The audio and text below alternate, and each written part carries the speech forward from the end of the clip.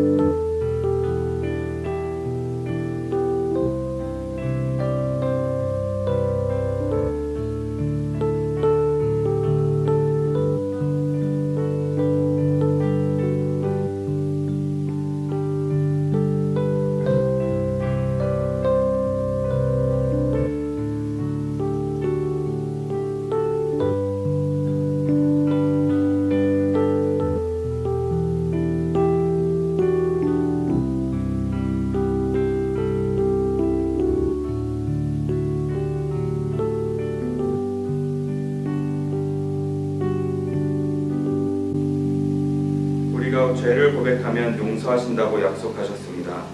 이제 요한일서 1장 9절 말씀을 다 같이 선포하심으로 용서의 은혜를 받아들이시기 바랍니다. 우리가 우리 죄를 자백하면 하나님은 신실하시고 의로우신 분이셔서 우리 죄를 용서하시고 모든 불의에서 우리를 깨끗하게 해주실 것입니다. 아멘. 다 같이 사도신경으로 우리의 믿는 바를 하나님 앞과 세상에 진실하게 고백을 합니다. 전능하사 천지를 만드신 하나님 아버지를 내가 믿사오며 그 외아들 우리 주 예수 그리스도를 믿사오니 이는 성령으로 잉태하사 동정녀 마리아에게 나시고 본디오 빌라도에게 고난을 받으사 십자가에 못 박혀 죽으시고 장사한 지 사흘 만에 죽은 자 가운데서 다시 살아나시며 하늘에 오르사 전능하신 하나님 우편에 앉아 계시다가 저리로서 산자와 죽은 자를 심판하러 오시리라. 성령을 믿사오며 거룩한 공예와 성도가 서로 교통하는 것과 죄를 사하여 주시는 것과 몸이 다시 사는 것과 영원히 사는 것을 믿사옵나이다. 아멘.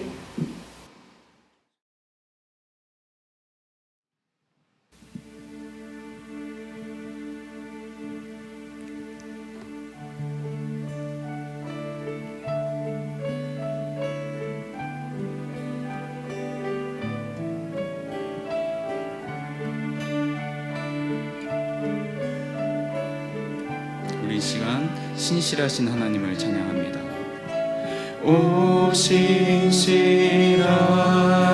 주 내 아버지여 늘 함께 계시니 두려움 없네. 그 사랑 편찮고 날 지키시며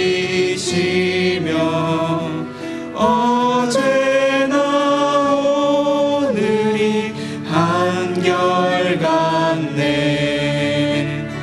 오 신실하신 주, 오 신실하신 주, 날마다 자비를 베푸시며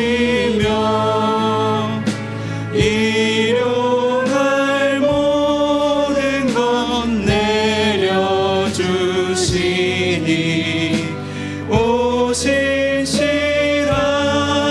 주 나의 구주. 봄철과 또 여름, 봄철과 또 여름, 가을과 겨울, 해와 달 별들도 다 주의 것. 만물이 주 영광 드러내도다. 신실한 주 사랑 나타내도다.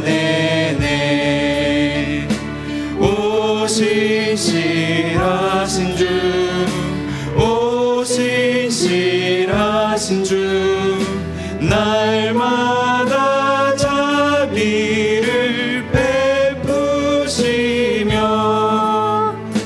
일용할 모든 것 내려주시니 오실 실하신 주 나의 구주 내 죄를 사하여 안위하시고 주 친히 오셔서 인도하네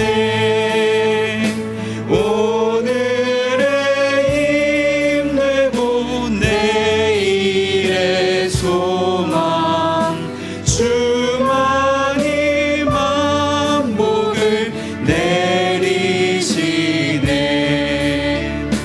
오신 실하신 주 오신 실하신 주 날마다 자비를 베푸시며 일용할 모든 것 내려주시니 오신 실하신 주 나의 구주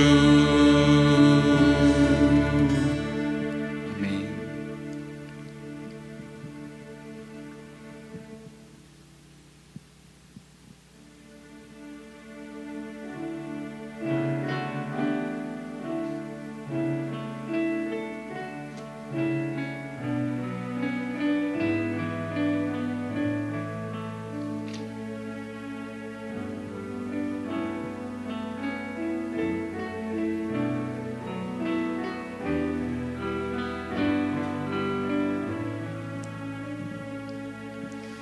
우리를 사랑하신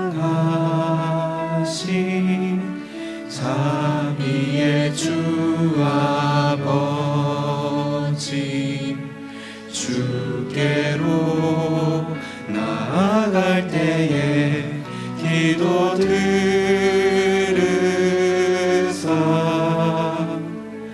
우리 죄악과 강팍함 주님께 고백하니 우리 민망히 여기사 치료의 은혜 허락하소서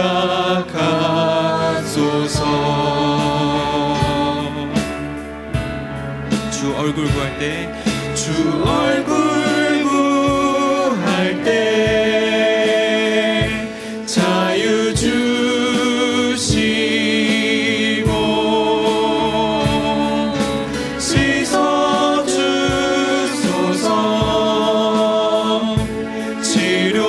치료하시는 주의 은혜 임하네 목소리 높여 찬양합니다. 우리를 사랑하신 자비의 주 아버지 주께로 나아갈 때에 기도 들으사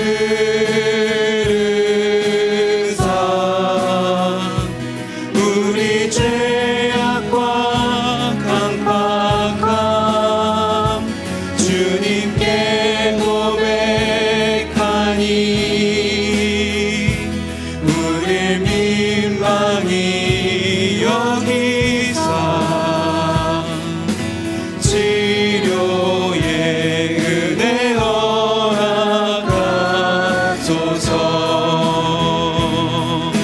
주 얼굴 구할 때 주 얼굴 구할 때 자유 주시고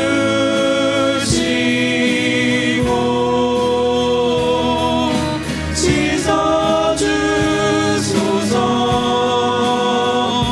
치료하시는 주의 은혜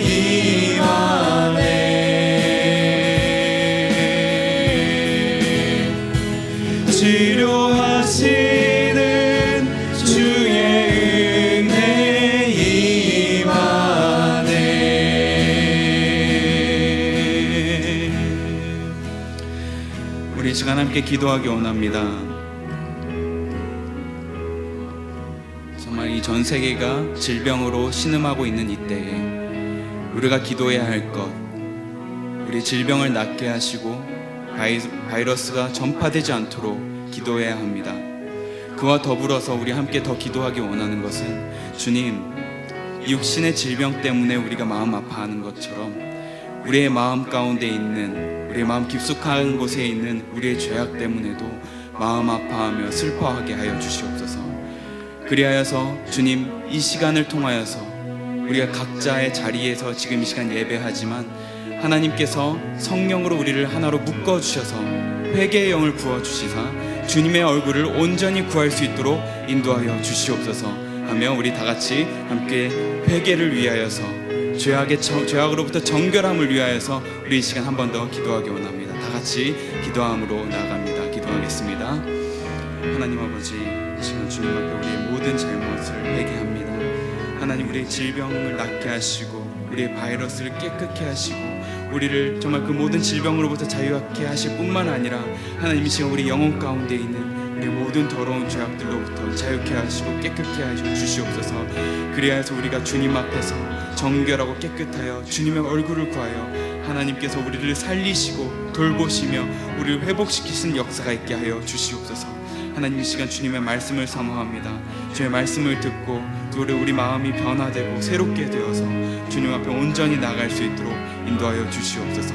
우리가 각자 떨어져 예배하지만 이 시간 주님께서 하나로 묶어주시고 이 자리 각자의 자리에서 예배하고 있는 모든 지체들 가운데 우리 가운데 동일한 성령을 부어 주시옵소서. 그래서 주님께 온전히 예배드리고, 비록 떨어져 있지만 하나님 앞에서, 하나님 안에서 하나됨을 누리며 나아갈 수 있도록 주님 인도하여 주시옵소서. 그렇게 역사하실 주님을 찬양합니다. 주님 영광 받아 주시옵소서. 예수님 이름으로 기도합니다.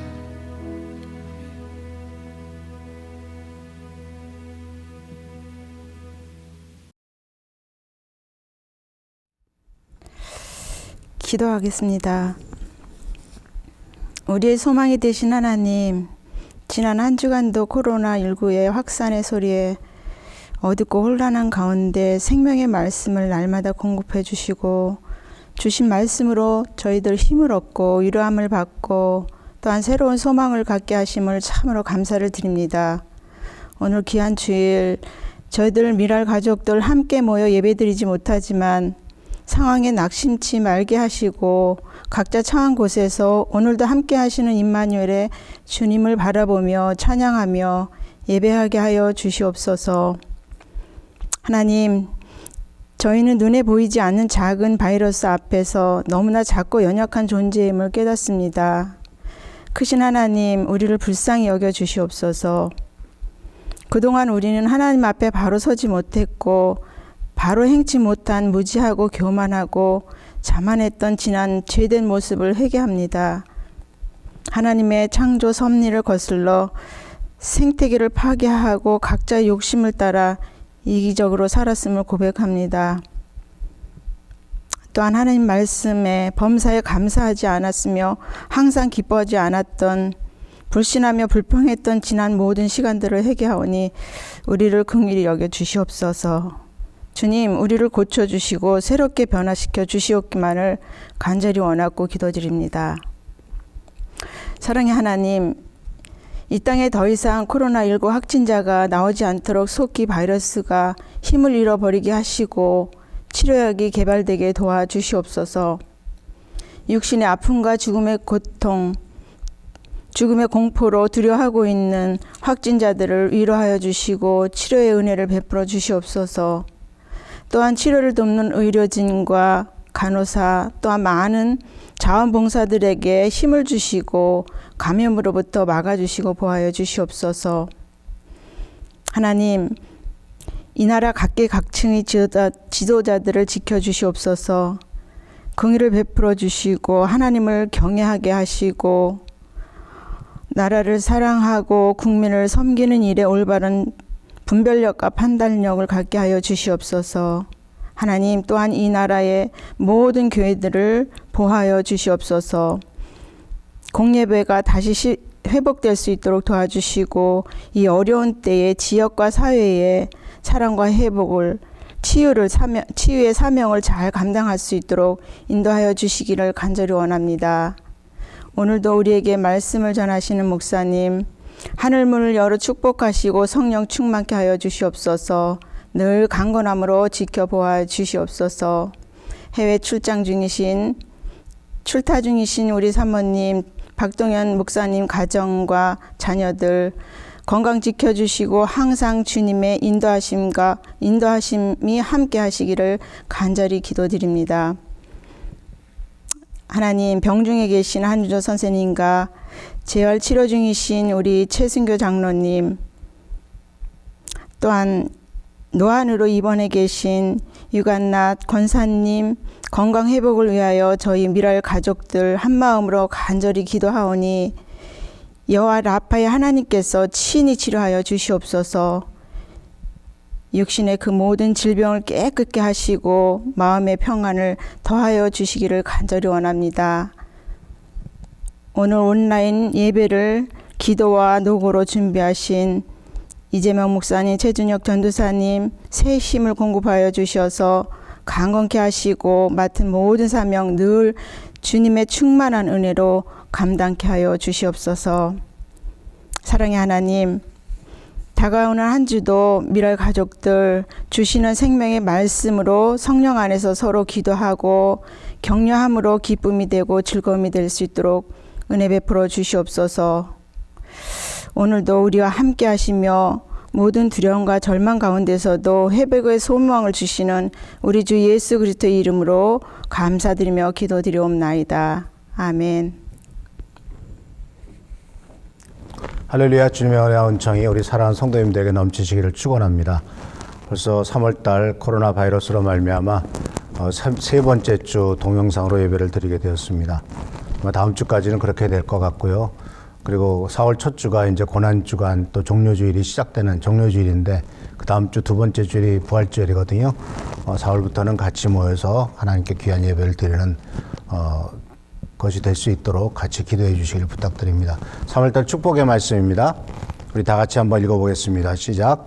내 이름을 경외하는 너희에게는 의로운 해가 떠올라서 치료하는 광선을 발할 것이니 너희는 외양간에서 풀려난 송아지처럼 뛰어다닐 것이다. 약속의 말씀처럼 정말 3월달, 4월달 안에는 이 모든 코로나 바이러스가 우리나라에는 잠잠해져서 치료하는 광선을 통하여 회복과 치유를 경험하는 우리 귀한 대한민국과 우리 성도님들 되기를 축복합니다. 교회 소식을 몇 가지 말씀드리겠습니다. 설교 주제는 3월달은 계속 환대와 구원에 대한 말씀을 드리고 또 로마서를 읽으시기를 바랍니다. 사순절 기간입니다. 기도와 묵상으로 주님의 고난을 생각하면서 특별히 코로나 바이러스로 말미암은 아픔과 쓰라림을 이겨내고 또 견디는 귀한 시간 되기를 축원합니다. 아마 3월 29일까지 주일 예배를 가정에서 영상으로 드리도록 해야 될 것 같습니다. 4월 12일이 부활절입니다.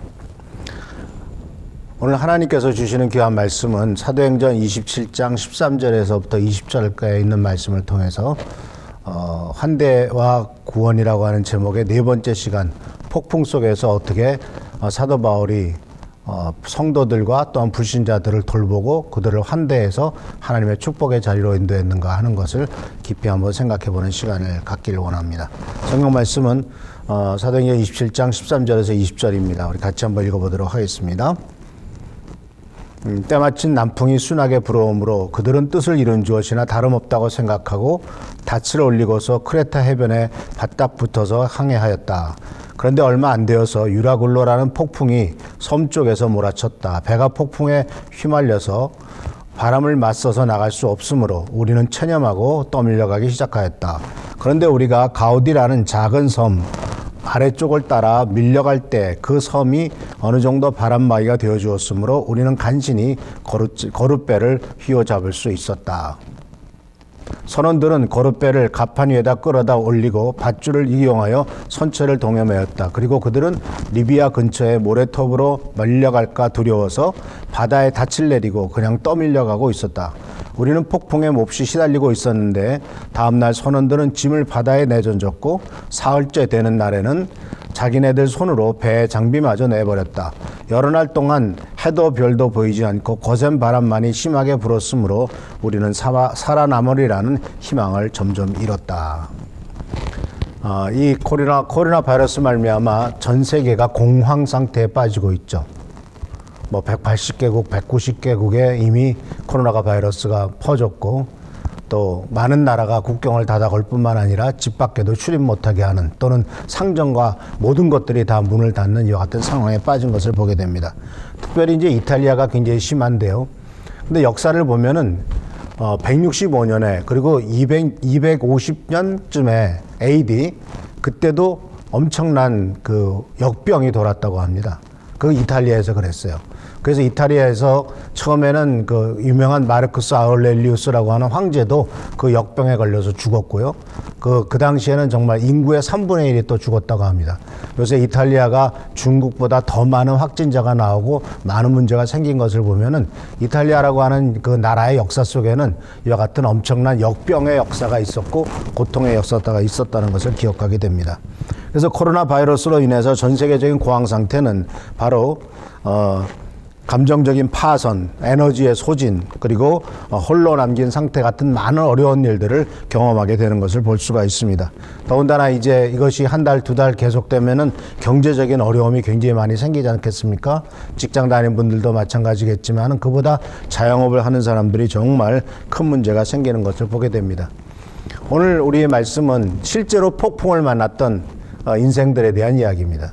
바로 사도 바울은 로마로 가는 배를 타고 가다가 정말 폭풍우를 만나서 거의 보름 이상을 별도 보이지 않고 해도 보이지 않는 상황 속에서 굉장한 어려움을 당했던 것을 보게 됩니다. 그런데 이 사도행전 27장의 이야기는 그와 같은 어렵고 힘든 가운데서 정말 하나님을 믿는 사람이 어떻게 하나님을 믿는 사람들과 믿지 않은 사람들까지도 어떻게 그들의 생명을 보존하고 구원하며 또 하나님의 환대와 하나님의 선물을, 하나님의 축복을 어떻게 전해주는가 하는 것을 보여주는 아주 중요한 신뢰라고 볼 수가 있습니다. 그래서 사랑하는 성도 여러분, 우리들은 이런 어려운 일을 당할 때 그 일에 대해서 어떻게 반응하느냐 하는 것이 바로 우리 예수를 믿는 사람들의 중요한 모범이고 또한 덕목이라고 볼 수가 있습니다. 특히 AD 165년에 마르쿠스 아울렐리우스 황제 때 그와 같은 역병이 생겼을 때 수많은 사람이 죽어나갔습니다. 근데 문제가 뭔지 아십니까? 그때는 뭐 약도 없고 특별히 고칠 수 있는 방법도 없었기 때문에 속수무책으로 죽어가는데 그 죽어가는 사람을 장례를 치르고 묻을 사람도 없었다는 거죠. 이런 상황에 빠졌을 때 그 당시에 예수를 믿는 사람들 여전히 핍박 가운데 있었죠. 아직 기독교가 공인되기 전이니까요. 그럼에도 불구하고 많은 하나님을 믿는 사람들, 예수를 믿는 사람들이 역병과 전염병 속에서도 서로를 돌보고 기꺼이 사람들을 무덤에다가 장례를 치르고 이런 일들을 했다는 거죠. 그러면서 자기네들도 감염돼서 또 죽으면 또 그렇게 다른 믿는 사람이 와서 무덤에다가 장례를 치러주고 이런 일들을 통해서 정말 하나님을 믿는 사람들은 뭔가 정말 다르구나 하는 것을 보여주었던 그것이 사실 기독교가 크게 부흥할 수 있었던 또 하나의 이유다라고 하는 것을 보여주고 있습니다. 그래서 오늘 말씀은 사도 바울의 모범을 같이 한번 생각해 보려고 합니다. 사도 바울은 고린도후서 6장 4절에서 이렇게 그의 삶을 평가하며 또한 그렇게 고백을 했습니다. 오히려 우리는 모든 일에 하나님의 일꾼답게 행동했습니다. 참 이 고백이 대단하죠. 우리가 코로나 바이러스를 맞이하든 어떤 일을 맞이하든 어떤 상황이 생기든지 간에 모든 일에 하나님의 일꾼답게, 하나님의 종답게, 하나님의 백성답게 행동했습니다. 이 고백이 우리 미랄교회 성도님들의 고백이 되기를 바라고 축원합니다. 그래서 이렇게 말합니다. 우리는 매번 환난과 역경과 어려움을 견뎌냈습니다. 이 고백은 우리들에게 큰 힘이 되고 이미 2000년 전에 사도 바울도 이와 같이 환난과 역경과 어려움을 수도 없이 바로 당했지만 그럼에도 불구하고 그는 모든 일에 하나님의 일꾼답게 행동함으로써 바로 하나님의 축복을 많은 사람들에게 하나님의 선물을 복음을 그리고 많은 사람들에게 그것을 전달했다고 하는 사실을 발견할 수가 있습니다. 그래서 오늘 사도행전 27장에 나오는 메시지를 통해서 말씀을 통해서 이러한 어렵고 힘든 일이 생길 때 사람들은 어떤 공통적인 실수를 하는가, 그리고 그것에 대해서 그 실수를 통해서 어떤 결정을 내리고 그 결정은 어떤 결과를 가져오는가, 그리고 그거에 대해서 모든 사람이 공황 상태에, 모든 사람이 좌절과 절망 상태에 빠져 있다 할지라도 하나님의 일꾼답게 행동했던 바울은 어떻게 하나님의 일꾼답게 이것을 행동함으로써 많은 사람에게 축복과 은혜를 전달해 주는가 하는 것을 같이 한번 생각해 보려고 합니다. 사람들이 닥치는 어려운 일이 생길 때 일반적인 실수가 세 가지가 있는데요. 첫 번째 실수가 바로 뭐냐면은 잘못된 충고에 귀를 기울이고 그것을 받아들인다는 겁니다. 소위 세상에 전문가라는 사람들이 많죠. 그래서 사도 바울이 배를 탔습니다. 그런데 사도 바울의 그동안에 전도 여행을 했던 것들, 많은 그 배를 타고 그 소아시아를 돌았던 경험들을 생각해 볼 때 이 겨울은 특별히 지중해는 굉장히 폭풍우가 심한 곳이고 겨울에는 너무나 날씨가 추운 곳이기 때문에 이제 배를 띄우지 않고 그곳에 그냥 머무는 것이 좋겠다라고 바울이 말을 했습니다. 그렇지만은 그 당시에 그 모든 것을 책임지고 있었던 지도자인 백부장은 바울의 말보다는 선장과 선주의 말을 더 믿었다라고 이렇게 성경은 기록되어 있습니다. 이것이 바로 무슨 뜻입니까? 사람들은 전문가의 말을 듣는다는 거죠. 네가 뭘 알아? 너는 죄수인 주제에. 선장과 선주는 바로 이와 같이 오랫동안 배를 타고 이곳저곳 다녔던 사람이기 때문에 그런 일들에 대해서는 전문가야. 그러니까 우리는 그 말을 따라야 돼. 이렇게 생각을 했다라는 사실이죠. 그런데 사람들은 듣기 좋은 얘기를 듣는 경향이 있고 소위 전문가라고 하는 말을 선택합니다. 그러나 우리들은 하나님의 일꾼은 아무리 전문가가 뭐라 할지라도 전문가의 말, 사람의 말이 아니라 하나님이 뭐라고 말씀하시고 하나님이 우리들에게 무엇을 가르쳐 주시는가 하는 것을 받아들여야 될 것입니다. 물론 세상의 충고를 절대로 전적으로 무시하라는 뜻은 아니죠. 어느 정도 받아들여야 될 겁니다. 그러나 그 모든 것도 하나님의 말씀과 하나님의 계시와 하나님의 깨달음에 근거해서 판단을 해야 될 것입니다. 두 번째로 세상 사람들이 당하는 여러 가지 어려움들에 대해서 빠져들게 되는 이유 중에 하나가 바로 뭐냐면 두 번째 이유는 대중들을 따라간다는 겁니다. 우리나라가 민주주의죠. 민주주의 중에서 가장 중요한 그 결정권이 바로 뭐냐면 다수의 결정입니다. 이제 4월 15일이면 국회의원 선거가 있지 않습니까? 지난번에 이 상록구에서도 국회의원 선거를 했는데 상록구 얼피동 인구가 44,000이나 되는데 이 상록구 전체 반쪽이 우리가 속해 있잖아요. 근데 거기에서 그 국회의원 선거가 나중에 몇 표로 이겼는지 아십니까? 300표 차이로 결정이 됐어요. 300표 차이로 4년이 결정되는 겁니다. 그러니까 한 표라도 많으면 그게 옳은 거예요. 근데 사실은 이것이 꼭 옳다고 볼 수가 있겠습니까? 많은 사람들이 대다수의 의견대로 따라가죠. 성경에 보면은 276명이 그 배를 타고 있었다고 합니다. 그런데 사도 바울과 같이 갔던 동료 두 사람, 세 사람 빼고 273명이 찬성을 했습니다. 압도적인 다수죠. 압도적인 다수가 뭐라고 찬성했습니까? 그 항구는 겨울나기에 적합하지 못한 것이므로 거의 모두는 거기에서 출항하여 할 수 있으면 베닉스로 가서 겨울을 나기로 뜻을 전하였다. 뭐 여러 가지 이유가 있겠죠. 베닉스란 것이 겨울 나기에 더 좋은 곳이라고 생각해서 그곳으로 가려고 한 것이겠죠. 그런데 이 군중들은 잘못된 결정을 많이 내립니다. 그리고 또 한 가지는 중요한 것은 바로 대중적인 의견을 도덕성의 기초를 대중적인 의견에 둬서는 안 됩니다. 모든 사람이 옳다고 해서 그것이 옳은 것은 아니죠. 하나님의 말씀에 근거해서 그것이 옳으냐 그러냐 그런 것을 판단을 해야 될 것입니다. 그래서 사실 우리들은 어떤 결정을 할 때 주위의 사람들, 수많은 사람들의 이야기가 이렇다고 해서 그걸 따라가는 것, 그것은 바람직한 일이 아니죠. 출애굽한 이스라엘 민족을 한번 생각해 보세요. 이스라엘 민족이 출애굽을 했습니다. 그 엄청난 홍해를 건넜고 이제 광야로 들어왔죠. 그랬더니 먹을 게 떨어지고 물도 쓰고 문제가 많이 생기니까 대부분의 그 모든 군중들은 바로 이스라엘 민족들은 애굽으로 돌아가자 그럽니다. 이끌어낸 그 엄청난 기적과 엄청난 어려움을 통해서 이끌어낸 모세와 그 정말 얼마 안 되는 사람들은 하나님의 뜻을 따라가려고 하지만 모든 군중들은 차라리 광야에서 죽느니 애굽으로 돌아가서 종로로 타는 게 낫겠다라고 이렇게 결정을 하죠. 하나님이 그때 분노하셔서 심판하지 않습니까? 그래서 두 번째로 우리들 일반적인 실수는 대중의 의견을 그냥 쉽게 따라간다는 겁니다. 모든 사람이 글로 가니까 다 가나 보다. 근데 주님께서 뭐라고 말씀하셨습니까? 넓은 길로 가지 말고 좁은 길로 가고 좁은 문으로 들어가라. 넓은 길은 사람들이 넓기 때문에 수많은 사람이 그냥 편히 가지만 좁은 길은 길이 협착하고 좁고 좁은 문이기 때문에 글로 가는 사람이 적다. 그러나 그것이 진리의 길이다라고 말씀하고 계시지 않습니까? 마지막 세 번째로서 우리들의 문제는 바로 뭐냐면은 환경에 기대를 거는 거죠. 모든 것이 잘 돼가는 것처럼 보입니다. 13절에 보면 이렇게 나옵니다. 이제 대부분의 사람들이 글리 가자라고 결정했습니다.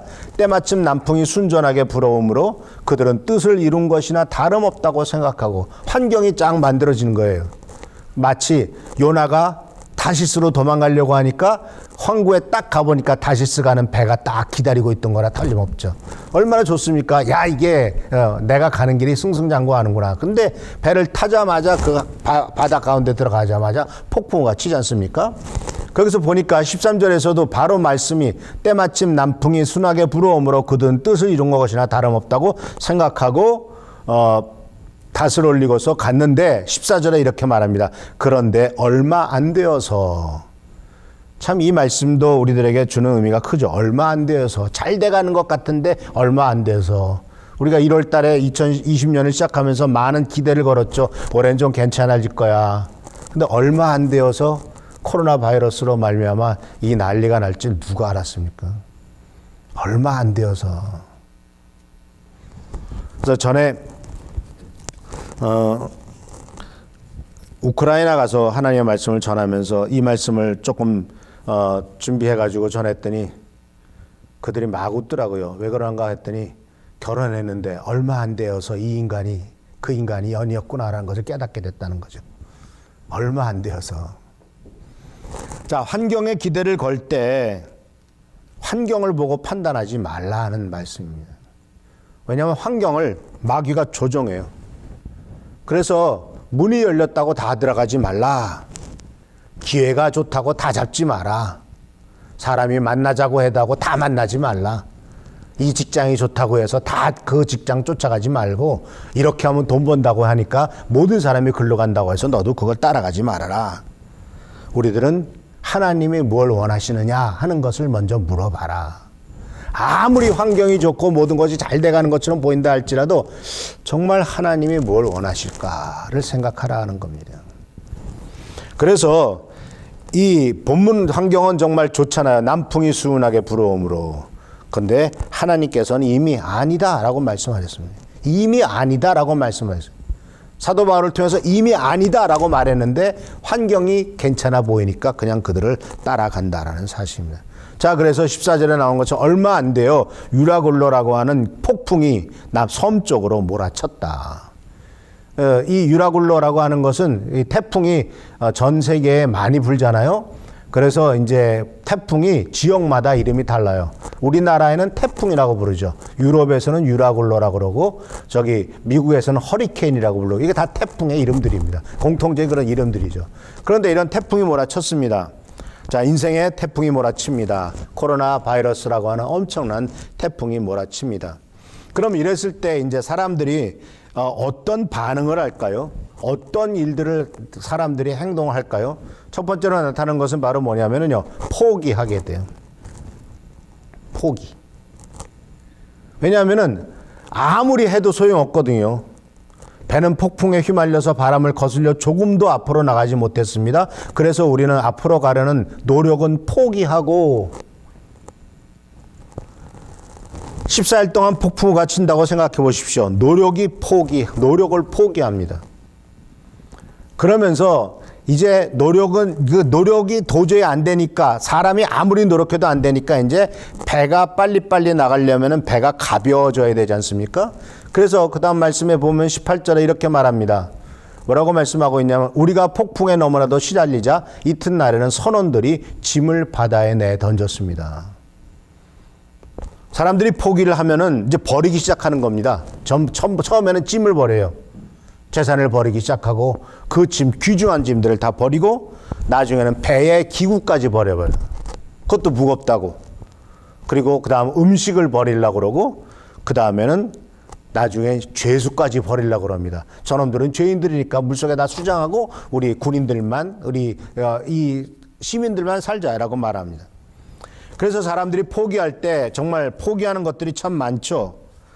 꿈도 포기하고 관계도 포기하고 정말 버려서는 안 되는 것까지도 다 버리려고 하는 것을 보게 됩니다. 그래서 주님께서는 그렇지만은 이 사도 바울에게 뭐라고 말하고 계시냐면은 배에 머물라, 뛰어내리지 말고 아직 배에 머물러라 라고 말씀하고 있고, 하나님께서는 그 배에 분명히 채워주시고 또한 회복시켜 주실 것을 약속하신 것을 보게 됩니다. 그래서 우리나라가 정말 벌써 2달째 이런 코로나 바이러스로 말미암아 한 달쯤 됐나요? 확진자가 나온 게 한 달쯤 됐겠군요. 근데 이런 일들이 생기면서부터 우리나라가 정말 열심히 했지 않습니까? 그랬을 때 전 세계에서 우리나라를 평가하는 중요한 평가의 말이 나왔습니다. 대한민국은 포기하지 않았다. 대한민국은 항복하지 않았다. 이것이 정말 큰 칭찬 중에 하나입니다. 절대로 포기하지 않는 것이 우리나라예요. 그래서 말도 안 되는 일을 많이 하죠. 꽤 됐습니다만 태안에 배가 좌초돼가지고 그 기름이 온 태안 반도를 덮었을 때 전 국민이 가가지고 이런 천 들고 가서 다 닦아내지 않습니까? 정말 우리나라 사람들은 절대로 포기하지 않아요. 1997년에 IMF 왔을 때 우리 집에 있던 그 조그만 한 돈도 안 되는 금, 그거 다 들고 나가서 팔아가지고 나라를 지키겠다고 하지 않았습니까? 우리나라는 포기하는 나라가 아닙니다. 항복하지 않았다. 바이러스에도 항복하지 않았고 어떤 것도 항복하지 않았다. 사람들은 포기하기를 쉽게 합니다. 실패하는 이유가 바로 뭔지 아십니까? 너무 빨리 포기했기 때문에 실패하는 거예요. 끝까지 견디면 실패하지 않아요. 그런데 포기하기 때문에 실패합니다. 근데 포기한 다음에 어떤 일이 생기는지 아십니까? 사람이 포기하면요, 그 다음에 나타나는 현상에 말하면 표류하는 거예요. 표류. 떠밀려가는 거예요. 그러니까 세파에 그냥 밀려가는 겁니다.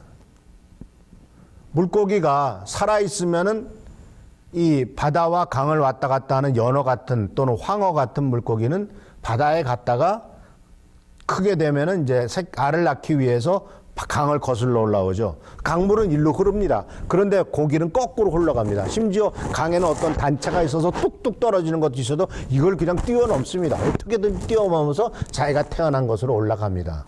이게 살아있다는 표시죠. 그러면 힘 빠지면 어떻게 될까요? 그냥 떠밀려 가는 거죠. 죽으면 어떻게 될까요? 그냥 떠밀려 가는 거죠. 살아있으면 그것을 거쳐서 올라가서 결국 자기가 목표한 대로 가겠죠. 그러니까 27장 15절에도 뭐라고 말하고 있죠? 배는 폭풍에 휘말려 바람을 거슬려 조금도 앞으로 나가지 못하였습니다. 포기하고 바람 부는 대로 배를 내맡기고 표류하기 시작하였습니다. 사람들은 포기합니다. 그 다음에는 표류합니다. 그래서 이 표류하는 인생, 이것을 영어로 백슬라이드라고 그러는데 뒤로 미끄러진다는 얘기죠. 그러니까 14일 동안 아무것도 보이지 않는 어두움 속에서 뭐 할 수가 있겠습니까? 어디가 어딘지 어느 쪽인지도 모르니까요. 그런데 우리들의 인생이 정신 차리지 않으면 마찬가지입니다. 표류하는 인생이 됩니다.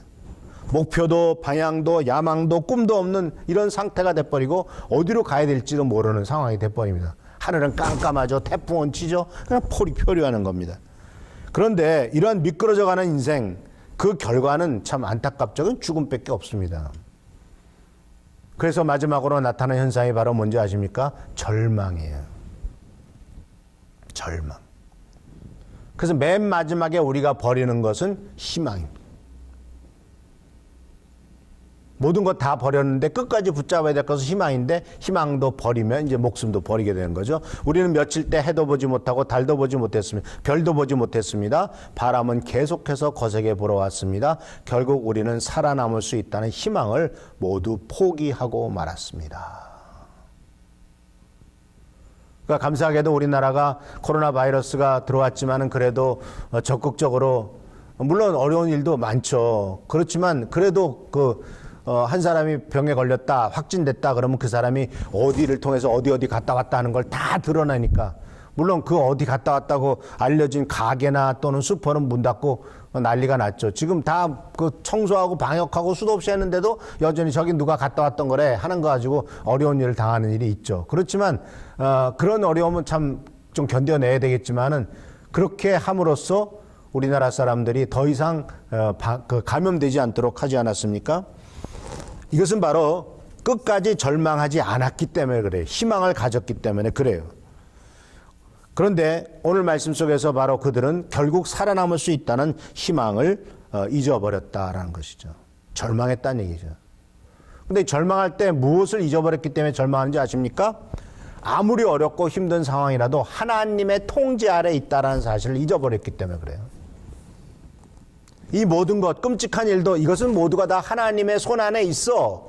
하나님께서 이런 과정들을 통해서 뭔가를 말씀해 주시고 축복하실 거야 라고 분명히 믿으면 지금 우리가 닥치는 상황도 언젠가는 끝날 것이고 또 좋은 결과를 우리가 잘 아는 말씀대로 모든 하나님을 사랑하는 자 그 뜻대로 부르심을 입은 자들에게는 모든 것이 합력하여 선을 이룬다라고 하는 말씀이 이루어질 것이다라고 믿는다면 그리고 또한 그것을 하나님이 살아계심을 하나님이 통제하심을 믿는다면 우리는 절망할 필요도 없죠. 절망할 수도 없고요. 그리고 또한 절망하는 사람의 특징이 뭘까요? 혼자 남았다는 거라고 생각하지 않습니까? 엘리야도 말합니다. 나 혼자 남았습니다. 그러나 성경 말씀 속에서 계속해서 반복하시는 것이 뭐죠? 임마누엘 하나님입니다. 내가 너와 함께한다는 말씀입니다. 내가 너와 함께한다. 내가 너를 결코 떠나지도 않겠다. 폭풍 중에도 함께하겠다. 바람 속에도 빛 속에도 함께하겠다라고 약속하시는 그 하나님의 말씀을 우리가 믿는다면 절대로 우리는 실망할 필요가 없죠. 절망할 필요가 없습니다. 이런 축복과 은혜가 하나님이 지금도 상황을 통제하신다는 것, 하나님은 결코 우리를 떠나시지 않는다는 것, 폭풍 중에도 함께 하신다는 이 귀한 약속의 말씀을 붙잡는 여러분 되기를 우리 모두가 되기를 축원합니다. 하나님께서 이 모든 일을 이루실 것입니다. 마지막으로 그렇다면 이런 상황 속에서 사도 바울은 어떻게 이런 것을 극복해 나겠느냐 하는 겁니다. 여러 가지 입장에서 우리가 생각할 수 있겠습니다. 이 사도 바울의 반응은 하나님의 선물과 하나님의 위로와 하나님의 회복이라고 하는 것을 어떻게 다른 사람들에게 잘 보여주었느냐 하는 환대의 능력입니다. 두세 주 전에 이 말씀을 좀 드렸습니다만 그러나 이건 또 다른 측면을 같이 생각해 보는 겁니다. 그래서 사도 바울을 보면은 276명 중에서 사도 바울과 동료 2명 그러니까 친구 같이 했던 누가라고 하는 의사가 또 한 사람은 누군지 모르겠습니다만은 이 사도 바울과 그 3명, 그 2명은 특히 사도 바울은 유일하게 부서지지 않는 인생의 모습을 그 폭풍 속에서 배가 산산이 부서지고 희망은 하나도 없고 절망 속에서 모든 목숨을 잃었다고 생각하는 좌절과 절망 가운데 있는 그 상황 속에서도 절대로 부서지지 않았던 인생 그 모습을 보여주고 있습니다. 우리도 이런 모습을 보여주기를 축원합니다. 정말 어떤 문제가 생긴다 할지라도 저 사람은 정말 하나님의 자녀로서 절대로 넘어지거나 부서지지 않아. 아니 서로 넘어지는 일이 있다 할지라도 절대로 완전히 넉다운 되진 않아.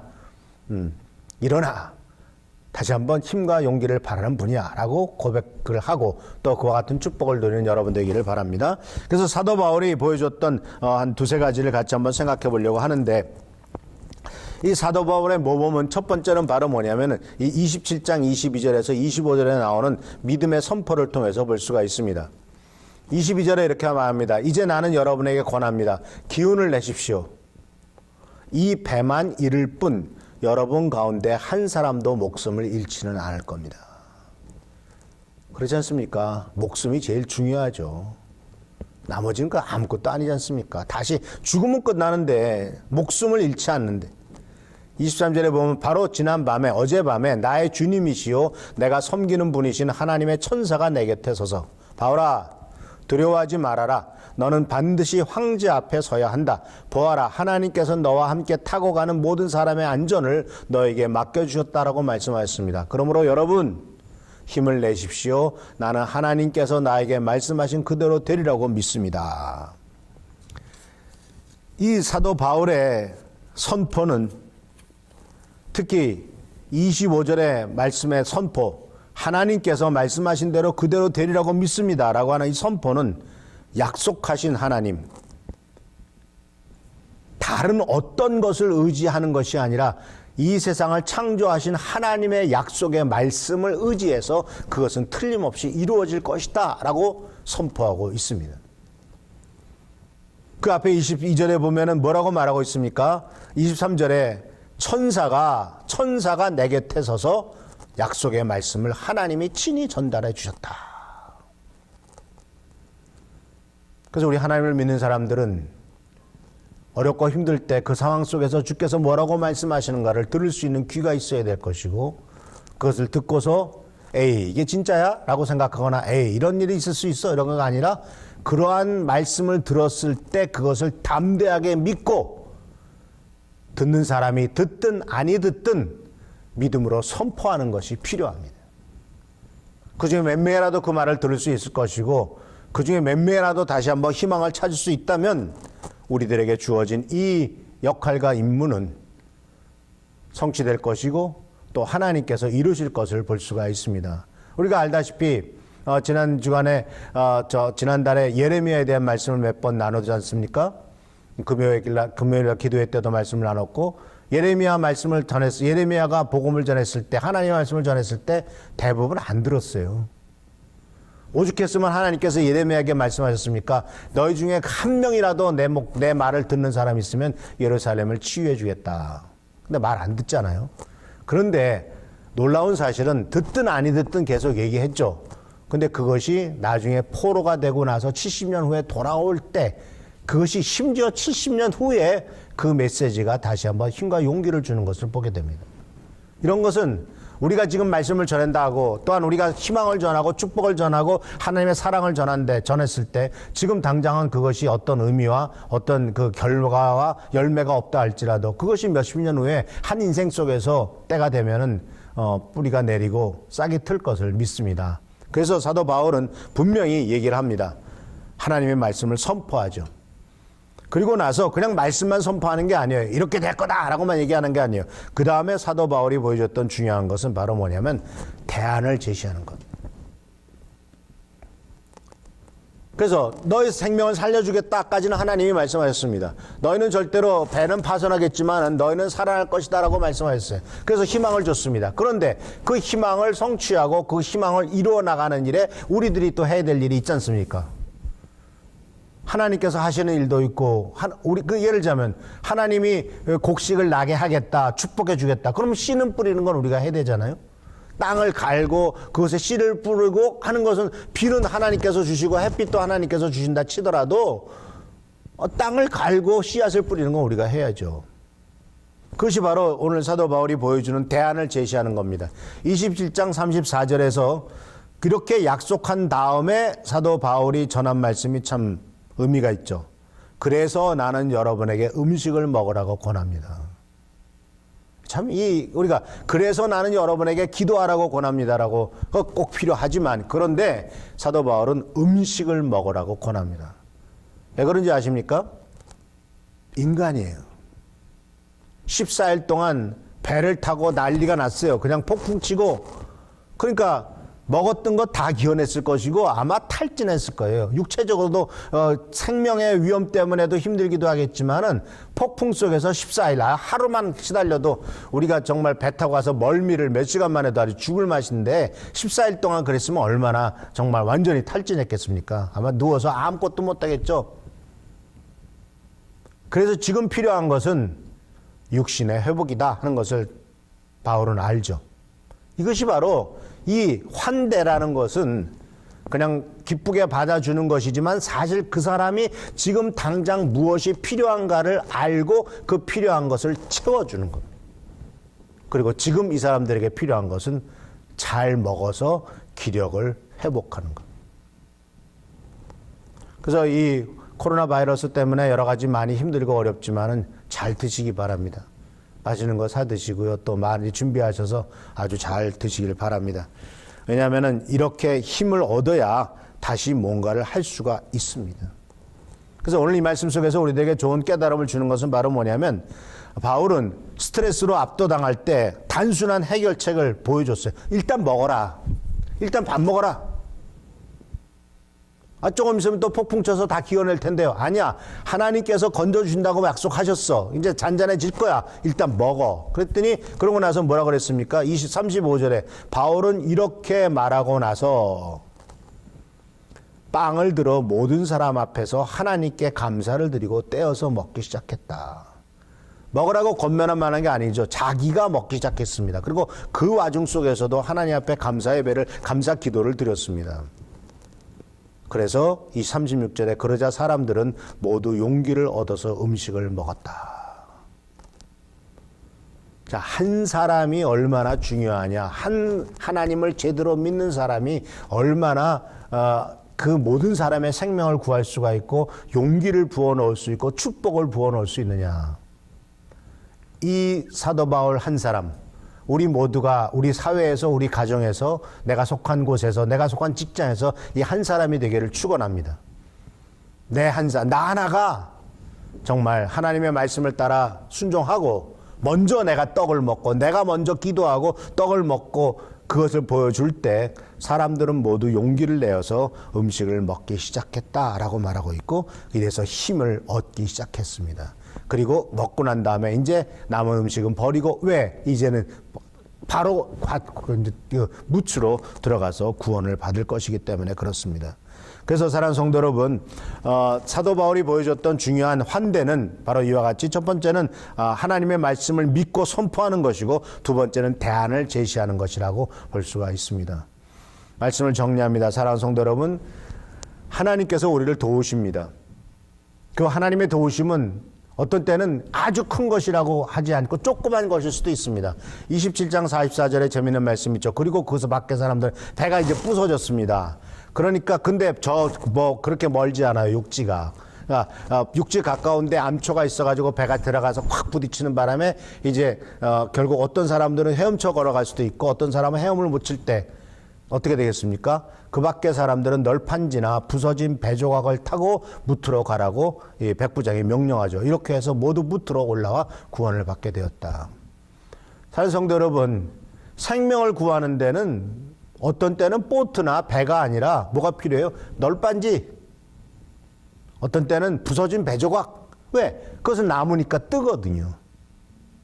내 몸무게가 몸이 바닷속에 가라앉는 것을 뜨게 해주는 것이 조그만 널빤지거든요. 심지어 페트병에 페트병에 뚜껑 맞아가지고 2개만 묶어 넣어도 붙잡고 있으면 사람 뜹니다. 한 2리터짜리. 이것은 무엇을 우리들에게 보여주냐면 하나님의 도우심은 아주 세밀한 것이고 조그만 것이라 할지라도 그 작은 것이 우리의 생명을 보존하고 우리의 삶을 축복으로 인도한다는 사실이죠.